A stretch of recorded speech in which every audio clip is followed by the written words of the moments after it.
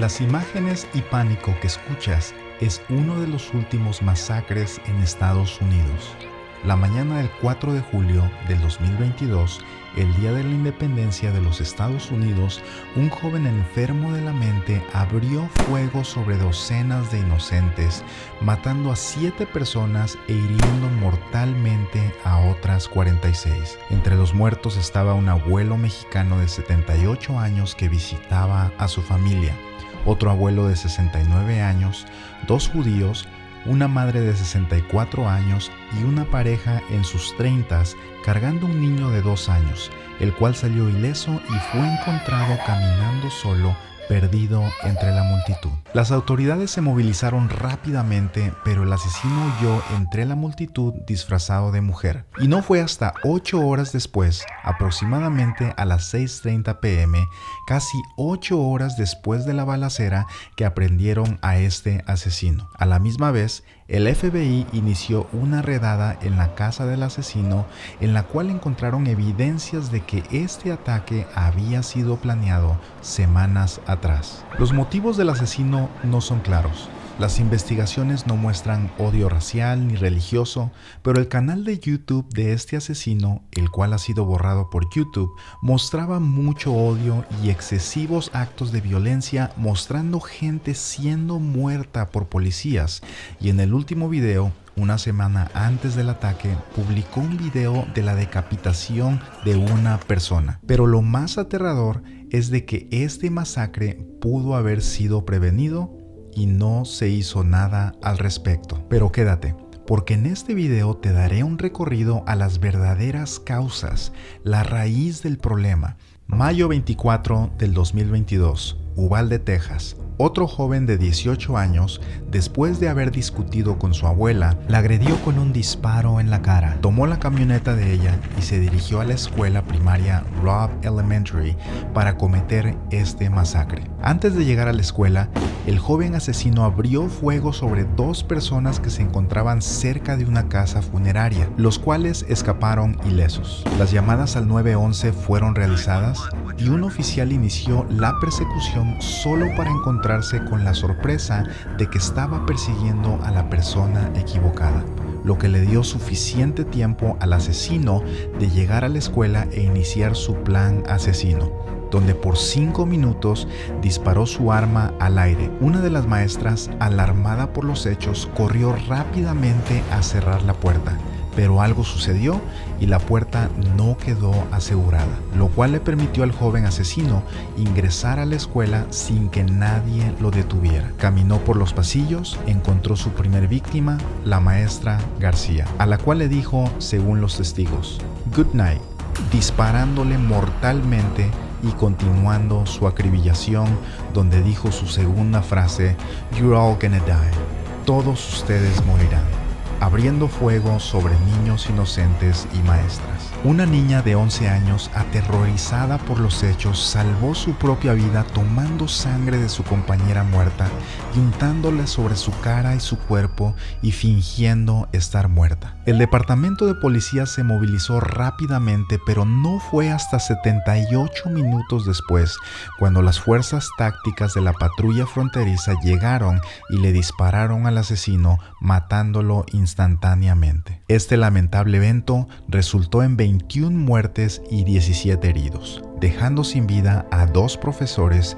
y a 17 niños. Y lo más aterrador es de que este evento también pudo haber sido prevenido, pero nadie hizo nada. Las Vegas, Nevada, 1 de octubre del 2017.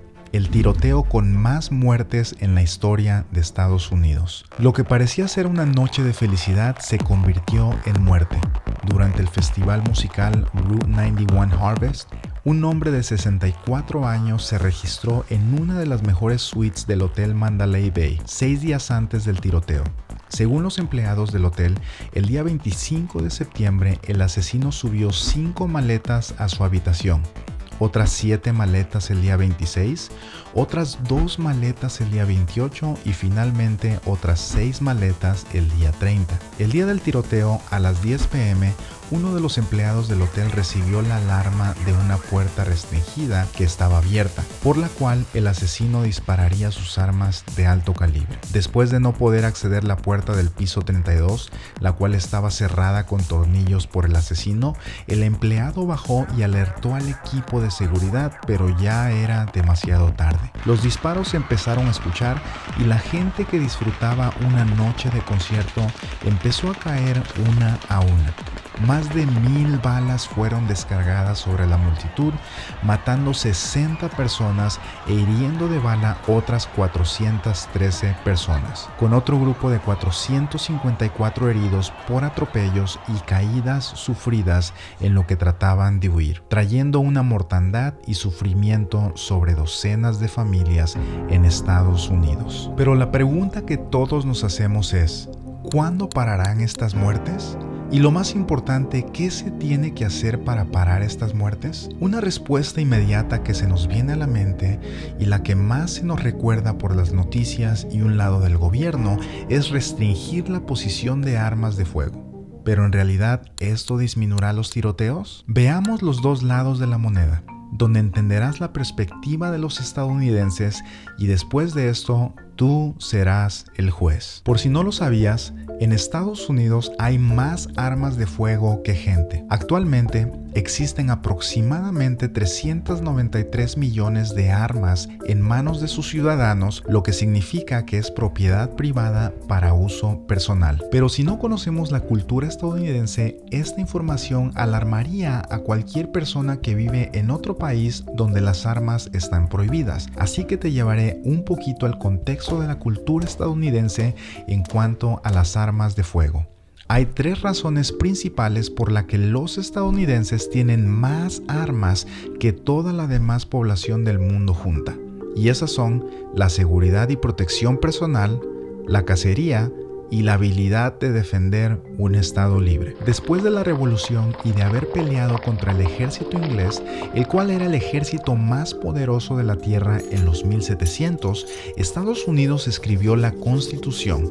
Y solo 4 años después, los mismos delegados que escribieron la Constitución vieron la necesidad de implementar enmiendas en las cuales existe la segunda enmienda a la Constitución que dice: una milicia regulada necesaria para la seguridad de un Estado libre, el derecho de la gente de poseer y portar armas no debe ser infringido. Desde el principio, los estadounidenses ya tenían armas y fue precisamente con las que armaron la revolución y con las que pudieron vencer al ejército inglés y mantener resistencia contra las amenazas de otros conquistadores. Pero no tan solo eso. Estados Unidos apenas estaba siendo colonizada, no había una civilización y los estadounidenses tenían la necesidad de cazar animales para poder producir comida y abrigo para las fuertes heladas de invierno. Por ejemplo, los pioneros que cruzaron las montañas rocosas para llegar a estados como California, Washington, Oregón, Utah eran amenazados constantemente por animales feroces que existían en aquellos tiempos, como osos, leones montañosos o pumas. De la misma manera, la rápida expansión de los pioneros prevenía al gobierno federal de poder proteger a la población de los maleantes, por lo cual se heredaron leyes inglesas como la doctrina del castillo, que dice: los individuos tienen el derecho a usar fuerza razonable, incluyendo fuerza de muerte, para protegerse en contra de intrusos en sus viviendas. Y fue así como las armas de fuego fueron incrustadas en la cultura estadounidense. Ahora, en esta época moderna, las armas de fuego tienen el mismo propósito para los estadounidenses: la seguridad y la protección personal,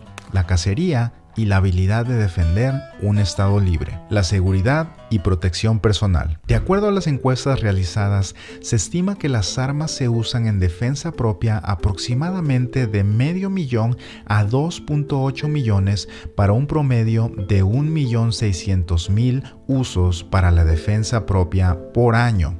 el 81.9% de estas instancias, las armas fueron sacadas sin ser disparadas para espantar a los delincuentes, y el 18.1% fueron disparadas para defenderse de una situación de vida o muerte. El 25.2% de esta encuesta resultó en instancias donde las personas defendieron sus propias casas de intrusos, y 53.8% fueron instancias donde defendieron su propiedad privada fuera de sus viviendas. Entonces, podemos ver que la segunda enmienda a la Constitución verdaderamente cumple con el propósito para lo que se hizo. Pero esto en realidad ¿es suficiente para justificar las matanzas masivas de gente inocente? Lo ideal sería tener 0 muertes, pero todos sabemos que eso no sucederá, porque siempre habrá gente mala en el mundo. Entonces, supongamos que votamos para que el gobierno quite todas las armas de la población para reducir las balaceras.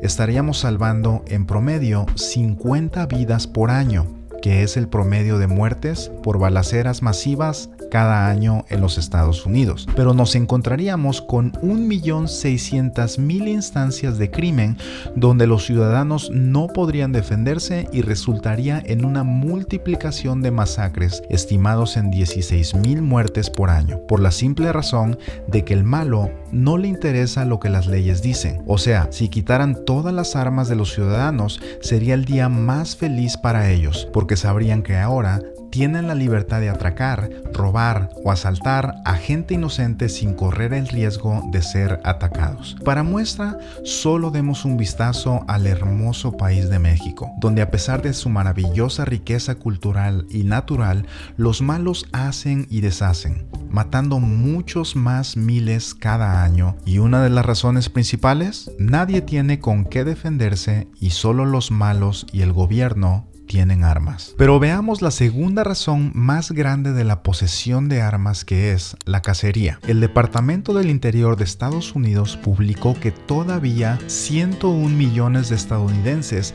participan en actividades de cacería, pesca y actividades de la vida salvaje, los cuales la mayoría poseen armas de fuego para llevar a cabo estas actividades, y se estima que 15 millones de estadounidenses se registran en actividades formales de cacería cada año, lo que nos dice que lo que se intencionó desde el principio en la segunda enmienda de la Constitución todavía sigue siendo la razón por la que millones de estadounidenses poseen armas de fuego. Pero hagamos la misma pregunta: ¿qué sucedería si se vota para que el gobierno quite estas armas? La objeción de los portadores de armas es esta: ¿por qué se les infringirá de su derecho instituido por los padres fundadores? ¿Por qué quitarán su cultura y diversión por culpa de 1 o 2 enfermos mentales por año? ¿Por qué castigar a 150 millones de habitantes portadores de arma por culpa de 1 o 2? Pero recuerda, tú que estás viendo este video, eres el juez. Y eso nos lleva a la tercera razón de tener armas.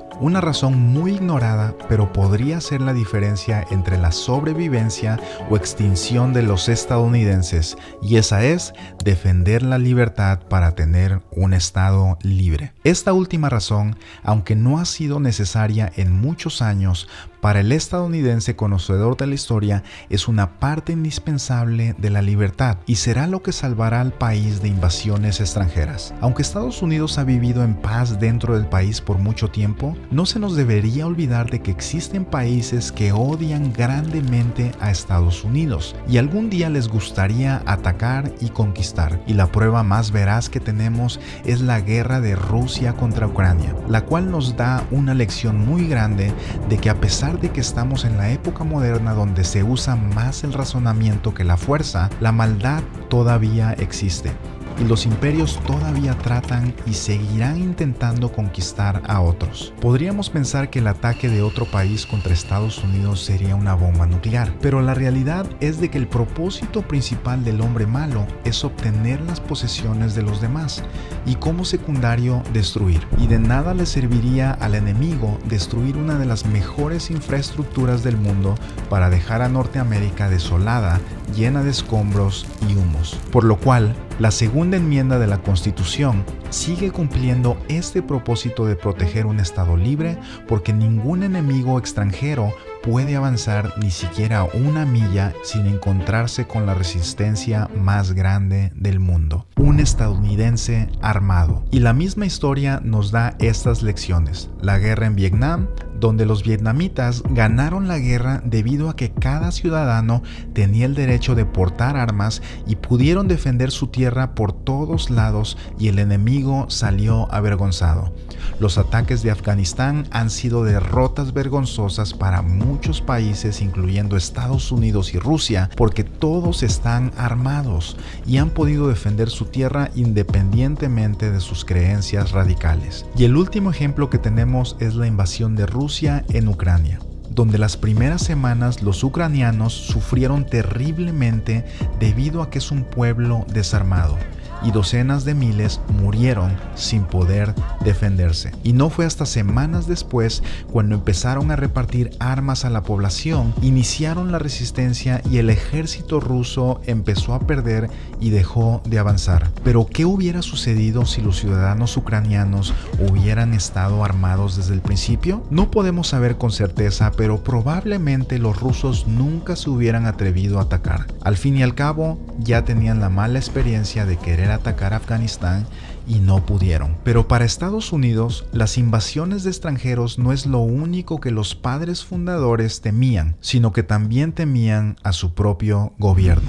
Aunque se oiga contradictorio, los padres fundadores sabían que el gobierno podría llegar a tener tanto poder que tendrían la habilidad de esclavizar y privar las libertades del pueblo. Por eso Thomas Jefferson dijo estas palabras: entre más crece el gobierno, hay menos libertad. Y las armas tienen un efecto psicológico enorme, que previenen que los gobiernos actúen con prepotencia, así como los gobiernos socialistas y comunistas actúan con su pueblo, donde ellos básicamente controlan todas las libertades, votaciones, derechos, precios y han llevado a la desgracia a millones de personas a través de la historia. Y el último ejemplo son nuestros hermanos venezolanos, un pueblo desarmado por el gobierno que está sufriendo las consecuencias, algo que probablemente nunca sucederá en Estados Unidos, al menos que el pueblo empiece a votar por tendencias socialistas. Pero por último, analicemos la información que a ningún noticiero les gusta dar,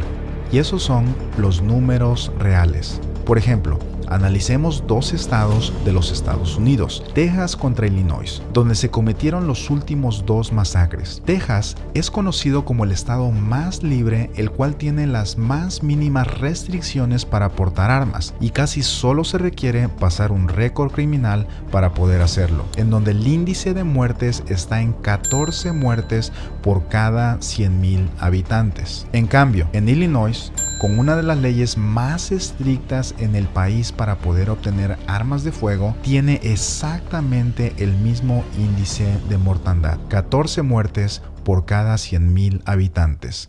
Lo que nos pone a pensar, ¿verdaderamente el problema son las armas? ¿O será que otros tipos de regulaciones o culturas obligan a otras personas a ser más agresivas que otras? Ahora, analicemos esto a la inversa y veamos dónde están las ciudades más seguras para vivir. Si en realidad las armas causan inseguridad, muertes y crimen, definitivamente los estados con más armas deben ser los más inseguros, ¿verdad? Pues al hacer la investigación de este video, me encontré con la sorpresa que nunca me hubiera imaginado, donde sorprendentemente el estado de Texas, el cual es el más liberal para poseer armas de fuego y es el líder en posesión de armas, tiene 4 de las 10 ciudades más seguras para vivir en los Estados Unidos, al par con California, el cual tiene las restricciones más fuertes del país, con 5 ciudades más seguras para vivir. Los noticieros. Los noticieros han tenido una gran culpa en la fomentación de las balaceras masivas, al poner a los asesinos en primeras planas, dándoles fama y reconocimiento, aunque negativo, pero que los levanta como héroes entre los malos, creando una mayor emoción y motivación en la mente de los malos para hacer la maldad, porque al fin, según ellos, tendrán la atención que merecen y serán los protagonistas y sus nombres quedarán escritos en la historia. Pero ¿por qué los noticieros hacen esto? La respuesta es el dinero.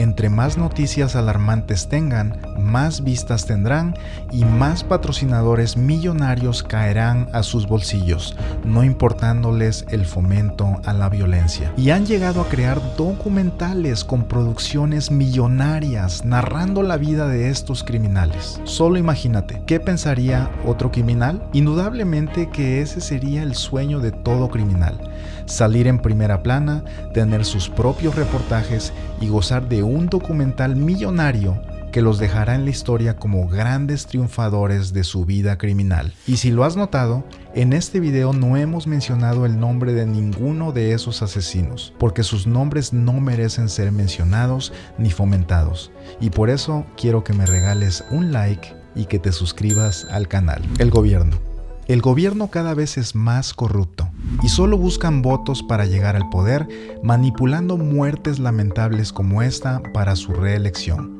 Por ejemplo, desde la última balacera, el presidente demócrata Joe Biden firmó una ley que había sido propuesta por el republicano Marco Rubio de Florida desde el 2021, la cual incluye leyes más estrictas que ayudarán a combatir este problema, incluyendo una ley que hubiera prevenido los últimos 2 masacres que hubo.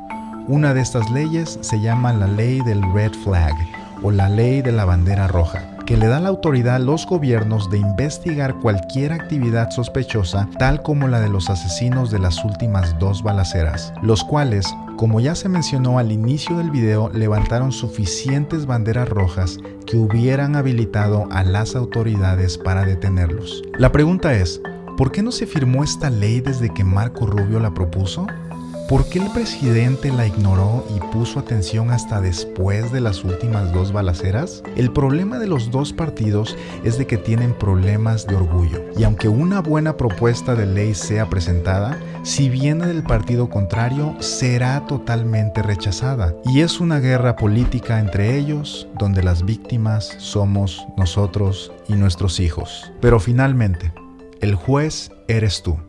Y lo más importante es de que tomes tus decisiones basadas en realidades y no en las narrativas de los noticieros, políticos con tendencias socialistas, y siempre recuerda tus derechos, los cuales no deben de ser infringidos: el derecho a la vida, la libertad y a la búsqueda de la felicidad.